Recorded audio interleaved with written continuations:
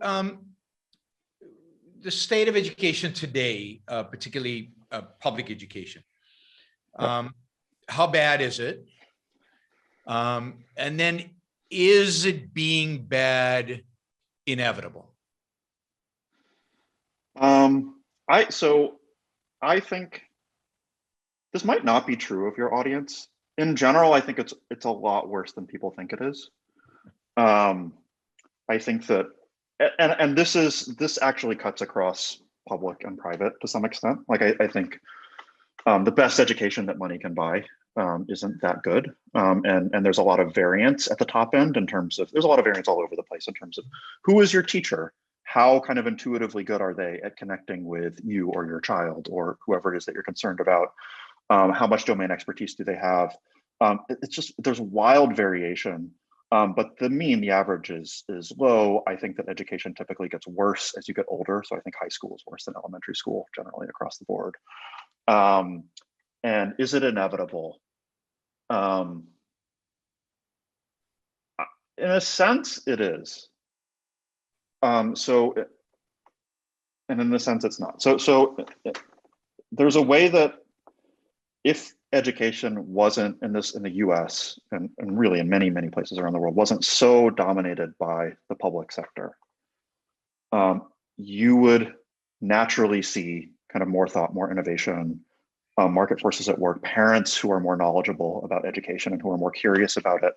And that would, and you'd see kind of all the things that make markets work and kind of make markets innovative, you would see. And that's not an element to the parents, where parents today are not expected to take responsibility in a sense, and they've internalized that they don't have to. Yeah. And then if you have a market and it suddenly, I think Steve Jobs once made, there's an old video of Steve Jobs, I don't know if you've ever seen it, about education, about schools. And he says, how come the most important product that we have in our society, there are no billboards for it? Yeah. Right? He said, wouldn't it be great if there were billboards? Our school does X, Y, Z. And I think he made the point that most parents spend more time thinking about what shoes to buy than what school to send their kids to. I mean, Rand makes this point, Montessori makes this point. Rand makes the point about nutrition. He's like, the amount of energy that every parent puts into like feeding exactly the right nutrition and avoiding SIDS is astronomical. And then it comes to schools and it's like, like whatever is the best in the neighborhood, maybe not, maybe some parents are more thoughtful about it. But I think, interestingly, one of the effects of the pandemic has been that a total failure of the public school system to deliver anything that even a parent with a fairly low bar would consider acceptable. They just see their students at home every day, like not learning and miserable. And they don't know what to do, parents. And so and I think like one of the shifts has been like parents have started to think more about like what is actually happening at my child's school and what do I actually want? Like when you're seeing it every day, like you want to take more responsibility for it in your child's education. And that's the kind of thing that I think in general, public medicine, basically anytime you kind of divorce incentives and the payers from the services, you get one of the results is that you get the destruction of knowledge. And that is worse than anything else about the public system. It's not that it's subsidized or that it's propaganda or whatever. It's that nobody thinks about it. Yep. So I think it's inevitable in that sense, but in another sense, it's like education is such like a third-class citizen in our society. Everybody talks about it, but like if you look at other publics, like medicine, like there's a lot of public money that goes into cancer research. Now you might think, it's not done well, it's not allocated well, but people think, wow, we need innovation in medicine, we need new drugs, like we don't have things figured out yet. Like everybody faces these challenges, people understand the issue. And in education, like who's innovating?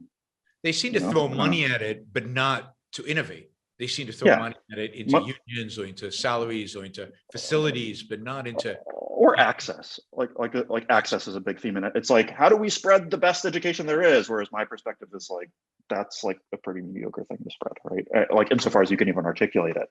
So, and people conflate those points. Like people are like, what innovation means in education is access. And that is certainly not our view or my view, is that this is a science that we don't have figured out. And that's kind of core to my understanding of the industry.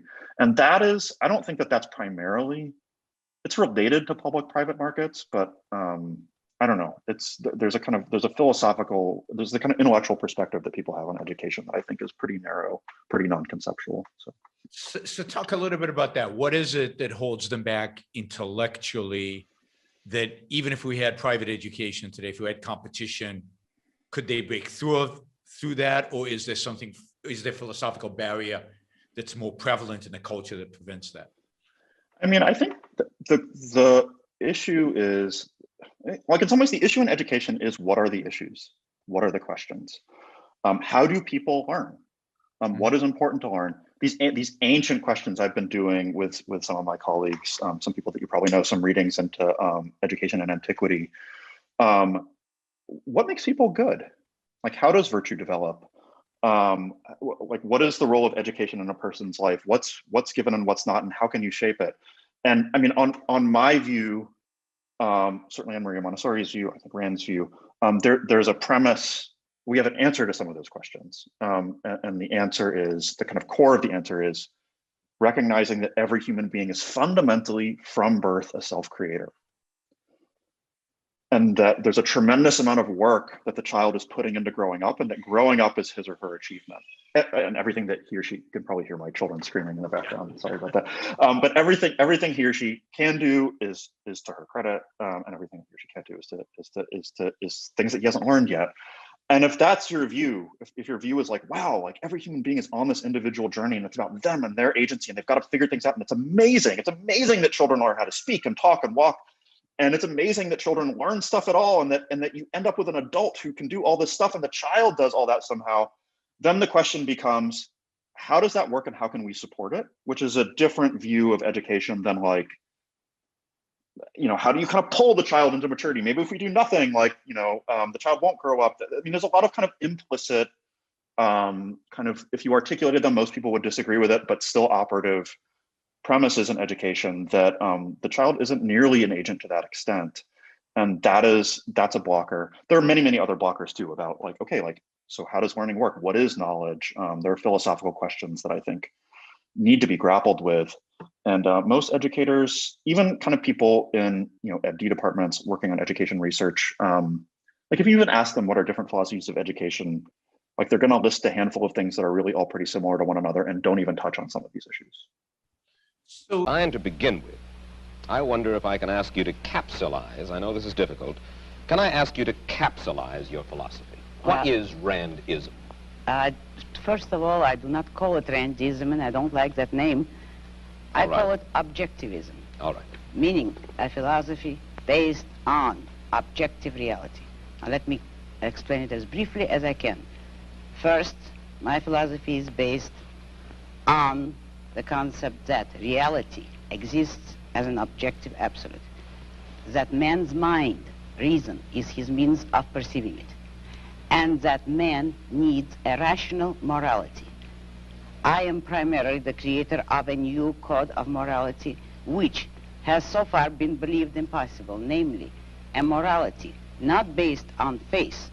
On faith? Not on faith, not on arbitrary whim, not on emotion, not on arbitrary edict, mystical or social, but on reason, a morality which can be proved by means of logic, which can be demonstrated to be true and necessary.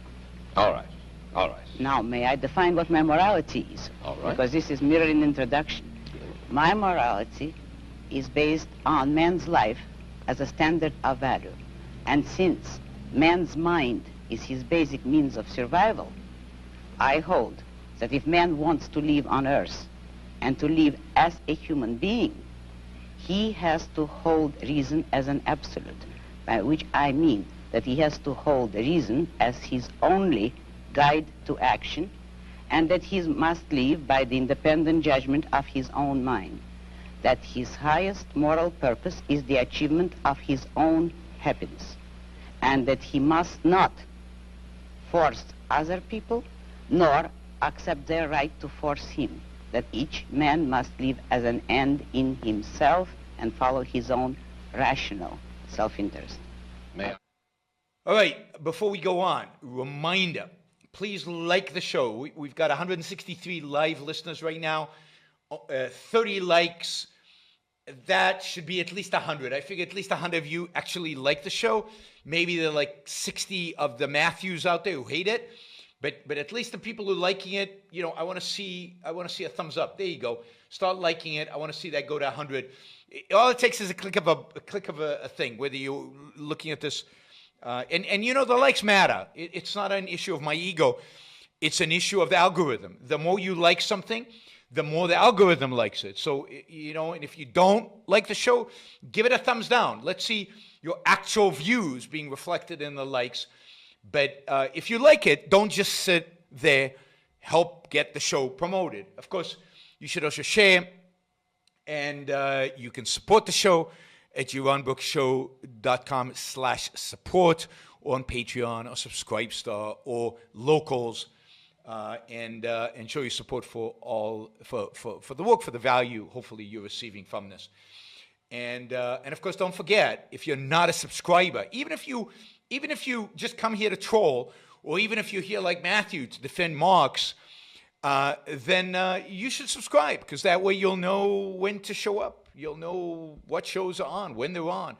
You'll get notified, right? So, yes, like, share, subscribe, support.